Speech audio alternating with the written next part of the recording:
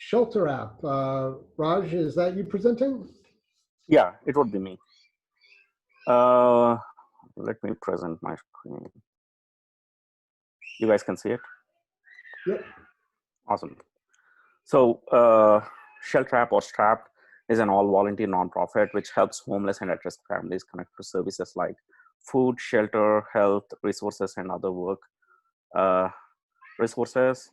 So we have close to 6,800 resources in our app.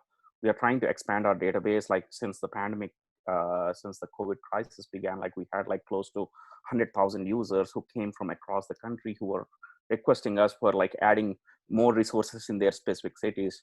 Right now, we just have resources in cities like in mostly in West Coast cities like Seattle, Portland, and Southern California, Bay Area, and like in Colorado. But we are trying to expand our database. So like what we were planning to do was like try to scrape data from IRS. So as nonprofits register, like they register with IRS, we are also trying to scrape data from HUD, ILMS, and other data sets. So like we try to grab some, for this particular demo, like I tried to grab some of the data from ILMS database, which has all of the public libraries across the US. We tried to load part of that data in here.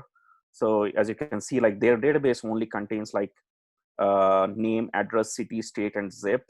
And service summary, I just put in food pantry, but it's the library. But we just put in like, they just provide us with a few specific fields, but we wanted to grab other fields to put it directly into our app. So we also wanted to make this as a crowdsourcing thing. So we created a volunteer portal for the users to do this, for volunteers to help us with this process. So the volunteer portal, like they can add new resources, they can add the web crawl. So all of these scraped resources, they can add it from here. They can search the existing resources and update the data, and they can validate the resources. We also have permanently closed resources. We can run a check for permanently closed resources, and it would check all the services which are existing in our database, and it would update with, if at all, if they're completely closed. So for today, like, let me show an example of, let's say for US, it's trying to pull out the data. So that's taking a little while.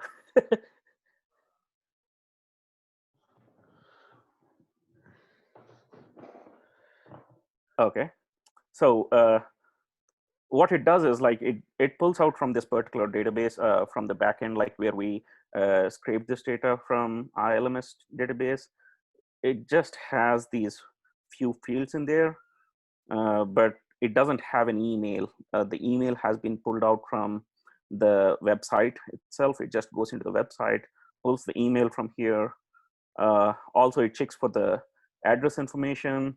It also tries to pull the schedule information. And once we get all of that information, this is not a food pantry, so just put in resources and update it as library. So the volunteer can help with all of this stuff, and like then he can click on resources. And once it's all done, this is in US, the volunteer can click on submit resource. And once he submits the resource, it would just push that into the main database, main services database. So that's basically what it does from the web crawl resources. We also have things like validate resources. We have search resources and all of that. That's our hard stop, Raj. Oh, okay. Great. Well, it looks like you got a ton of work done today, so congratulations. Oh, okay. Here is the database, that particular field. But yeah, thank you very much. Yep.